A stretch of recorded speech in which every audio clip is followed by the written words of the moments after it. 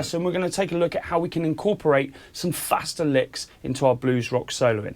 Now, traditionally, blues players are not known for their shredding skills, and we're not necessarily going to be looking at shredding type licks.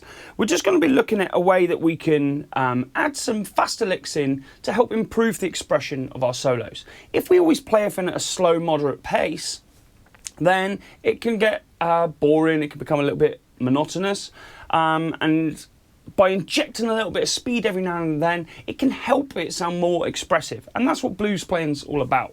It's about expression. And with the blues rock genre, there's loads of guys out there that are doing this kind of stuff and putting faster licks in. And it has a lot of feeling, a lot of emotion. One of the best to ever have done it is Gary Moore. He can do the slow feel stuff, but then when he busts out a run, it's like, he's got power. And that's what we're going to be looking at doing. Just a few simple ways. This is a huge subject. We're not going to get into, one lesson of how you can become, a shred demon and play everything really fast. You can't do that. I'm just going to give you a few little ways, a few little tips and things that you can take away and practice and hopefully use those ideas to come up with some of your own stuff. Just to inject a little bit of speed, a few bursts here and there. And I'm doing some little simple ones so that if you haven't really done anything like that before, or you struggle a little bit with the coordination between your left and right hands, hopefully these exercises, some of them you'll find simple and you could probably just incorporate them in your playing straight away.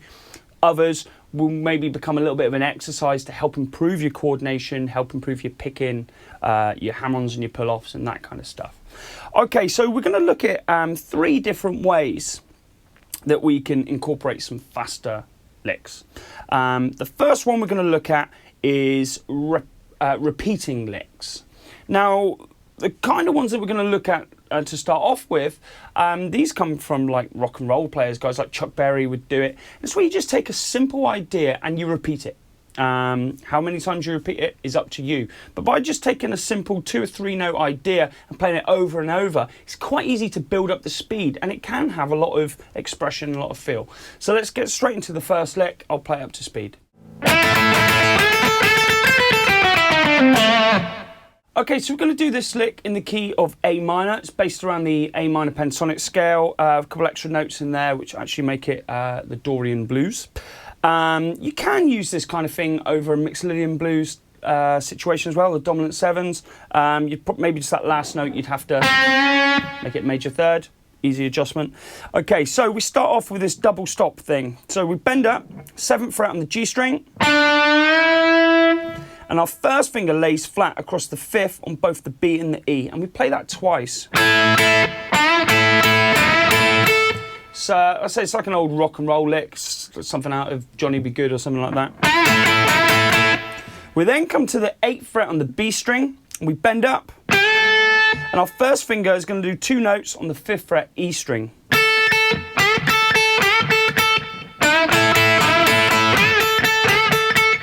Now, like I said before, it's up to you how many times you repeat that. If you want to just stick on one of those, then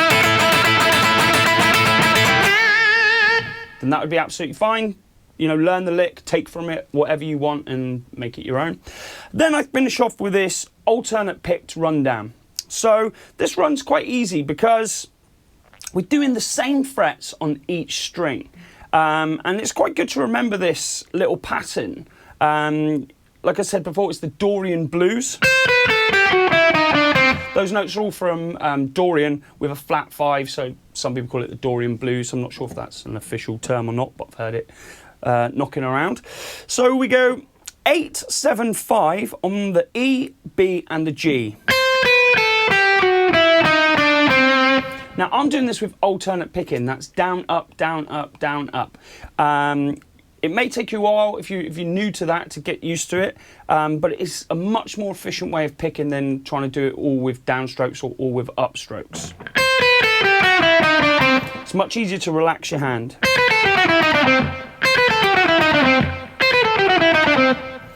Okay, so the lick all the way through.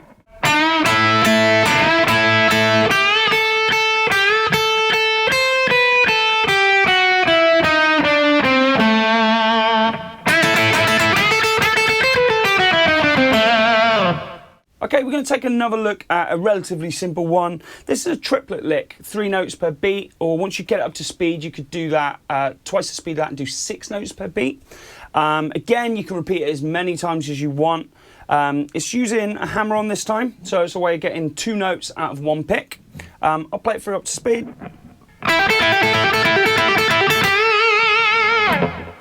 Okay, so we start off on the 5th fret on the B string, and we hammer on 5 to 8. Then with our first finger, we're just going to lay it flat, and we play the 5th fret on the E string. And that's our repeating lick. So we hammer from 5 to 8, and then we pick the 5th on the E string. Now I'm doing this with a down pick for the first note, so hammer on, then I'm using an upstroke for the 5th fret E string.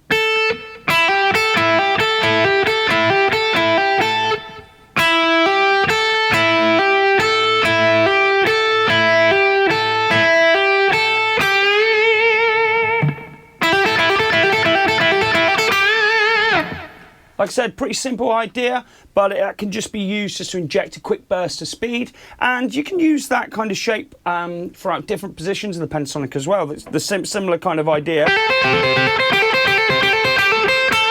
That's up in position 2, in position 3. Whatever, you can try moving it around using that same kind of idea. Like I say, it's just a quick, easy way just to inject a burst of speed. Okay, so another way that we can look to incorporate some speed licks is to use sequencing. Now, sequencing is where you take a scale and you apply a pattern to it throughout the scale. So what I mean by this is rather than just playing the scale from low to high or high to low, we apply a pattern to that to create an extended run, as it will be a longer run. Now, the amount of different patterns is pretty much endless. You can come up with any that you want, any sequence. But I'm just going to look at just a couple that I have used in the past and that are fairly simple to get to grips with. Now, the first one's a triplet pattern. And what we're doing is we're playing 3 notes of the scale, starting from each note of the scale. So the easiest way for me to explain this is if I applied a number to each note of the scale, just going 1, 2, 3, 4, 5. Okay, nothing to do with intervals, just on the minor pentatonic scale, 1st note, 2nd note, 3rd note, 4th note, 5th note. The pattern would be 1, 2, 3, 2, 3, 4, 3, 4, 5, 4, 5, 6, so on and so forth. So we go up 3 notes of the scale, starting from each note of the scale. So I'll play it through up to speed, and then we'll slow it down.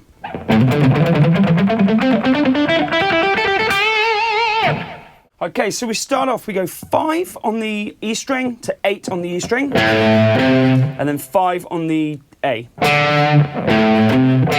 That's our first 3. The next 3 would be 8 on the E, 5 on the A, 7 on the A.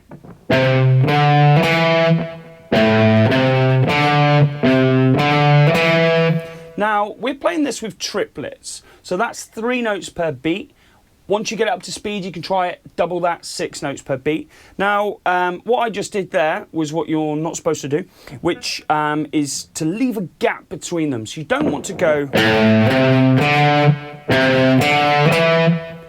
They have to all run into one another. What I'm doing there is playing 3 notes, 3 16th notes, and then resting on the 4th. But you want to go...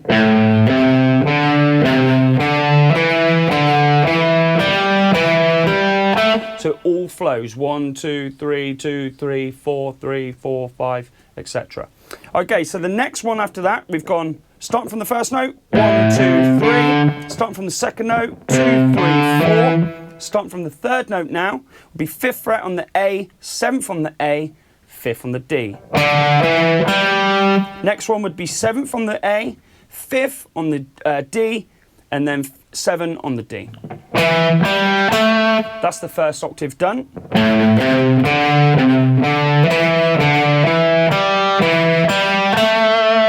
We then do the 5th on the D, 7th on the D, 5th on the G, 7th on the D, 5th on the G, 7th on the G, then 5 on the G, 7 on the G, 5 on the B, 7 on the G, 5 on the B, 8 on the B, 5 on the B, 8 on the B, 5 on the E. That's the end of the scale run. You can end it however you want. You can do a bend or whatever, it doesn't really matter. Also with these kind of runs, you haven't got to do it all the way through. You could just take a little section. You could just do it over 1 octave or start in here. Play around with it, it doesn't really matter whether you do the whole thing. Do the whole thing as like an exercise, but I mean in the solos, in your improvisation, you haven't got to do the whole 2 octaves. You can just take one little bit. Also try it coming back down. So I won't talk you all the way through it. It's written down in the tab document. You just follow the same pattern. So we start on the 8th on the E string for this one. So this time you come down 3, go back 1, down 3, back 1.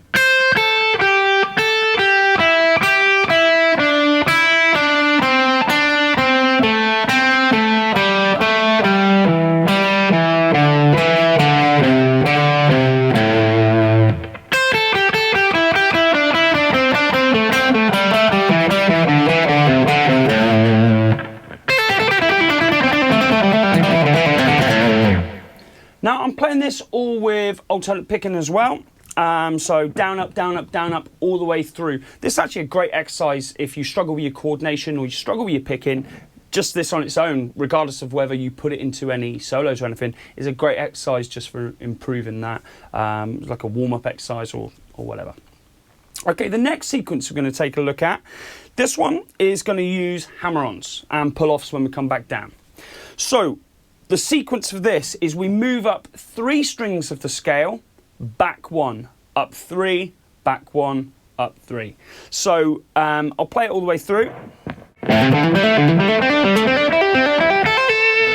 Okay, so we start off on the 5th fret and we just go up 3 strings of the minor pentatonic scale. We pick once per string, probably best just to do it with a downstroke, and then hammer on the 2nd note on each string. We then come back a string, so in this case we've just played on the D, so we come back to the A string, and then we go up 3 strings of the minor pentatonic scale from there. Back 1 again, up 3. Back 1. And then you can just resolve it to an A note. You haven't got to do the full 2 octaves in a solo. You could just take the top half, the bottom half, play in the middle, whatever. It doesn't really matter. But it's just a good way just to, again, inject a quick burst, quick fast lick. Okay, so you can also do this descending, same pattern, coming, but this time you'll come down 3, up 1, down 3, up 1. So it would go like this.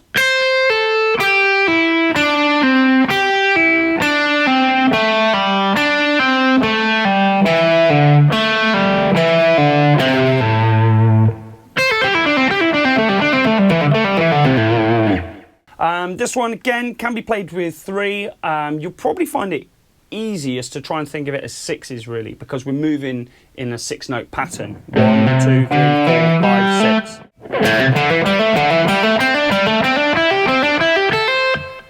It may take a little bit of work if you were at 100 beats per minute up to get it up to speed.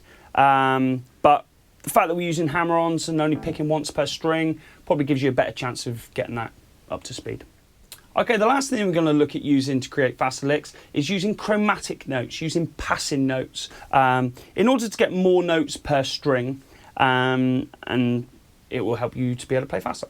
So when we learnt the Mixolydian blues scale in some of the earlier lessons, you would have noticed that when the scale was written out, it pretty much was the chromatic scale. There's just like 3 notes missing, but you get lots of chromatic notes in there. So these kind of licks really lend themselves well to the dominant blues. 12-bar blues sequences using dominant chords, dominant 7 chords. So I'll play the first one.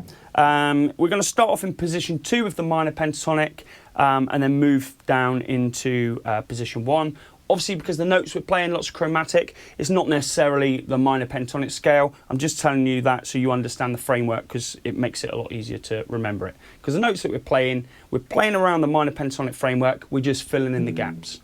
So I'll play it all the way through. Okay, so we start off on the 7th fret, and we play 7, 8, 9 on the G string. We then move up to the B and play 8, 9, 10. Now I'm doing this with 1 pick per string, then the rest with hammer-ons. So it's getting 3 notes out of 1 pick. Now from here, I'm going to drop my 3rd finger down and play the 10th on the B. And the next set of 3 is 10, 9, 8 on the E string. We then move to the B and do 10, 9, 8 there.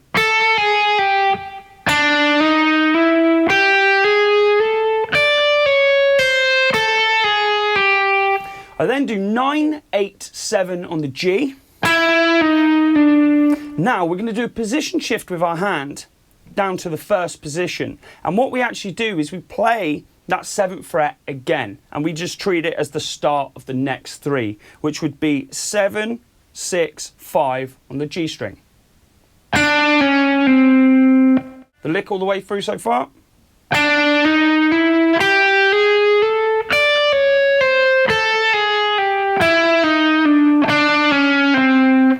We then play 7, 6, 5 on the D, 7, 6, 5 on the A, and again we do another position shift down into what would be position 5 of the minor pentatonic, and again we're repeating this note, the 5th fret on the A, and we play 5, 4, 3, and then we do the same thing on the E string, and then just resolve it to an A note. Now, because we're doing lots of chromatic notes here, when you play it slowly, it can sound a little bit horrible. I mean, it doesn't sound particularly great when you play the whole lick all the way through on its own. It sounds a little bit nicer with the chords, and if you put it in the right place on a solo. Again, with the other, like with the other stuff, you haven't got to do the whole thing. You could just take maybe just the first half. Whatever, something like that. You know, you can just take like little bursts of it just to inject some speed. So I'll play it all the way through slowly.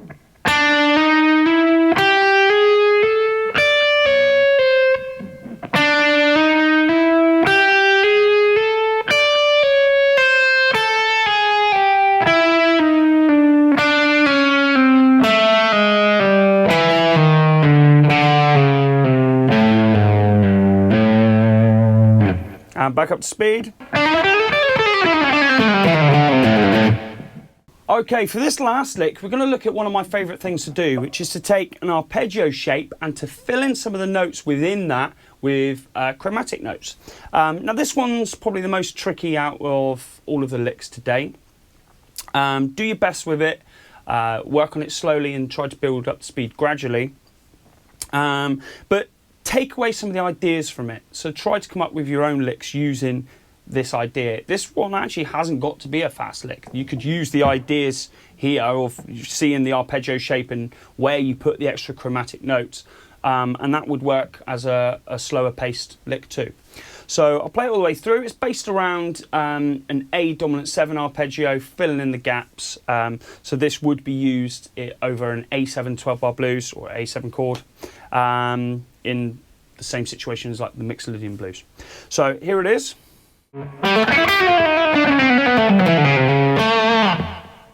Okay, so we start off with a dominant 7 arpeggio. We're going to hammer on from 5 to 7 on the D. We then play 6 on the G, 5 on the B, and we hammer on to the 8th. That's our A7 arpeggio there. Now this lick is all played with 16th notes. That means you're playing 4 notes per beat. So that note there is the start of our next 4.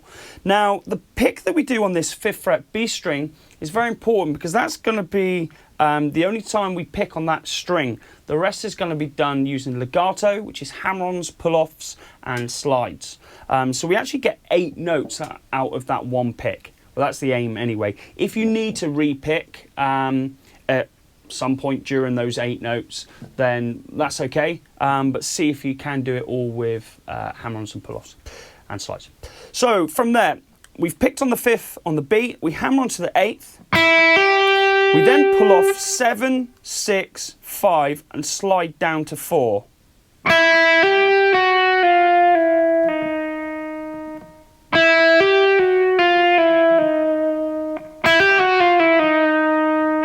From there we hammer on back to the 5th and pull off to the 4th.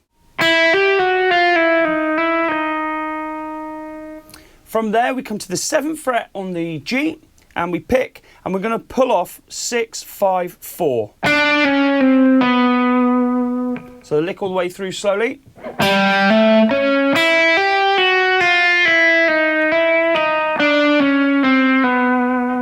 Once we've landed on the 4th on the G, we hammer onto the 6th and back off. Hammer to the 6th, pull back off to the 4th.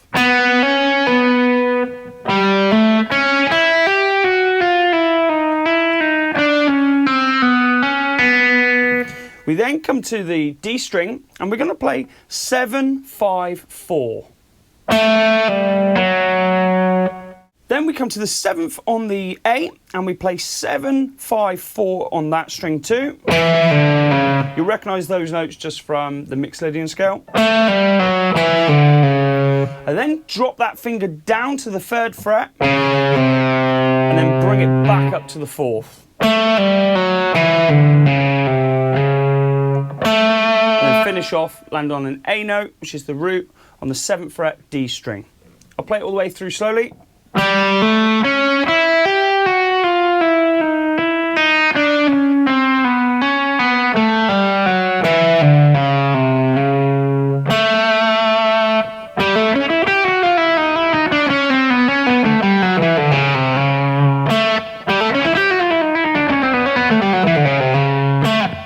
Like I said, that one's a little bit tricky to get up to speed, but just take from it the principle. We're taking this dominant 7 arpeggio and filling in some of the notes and just build up the speed gradually. Come up with your own versions. You haven't got to follow exactly what I do. Use that as just a base example to work from and to come up with your own things.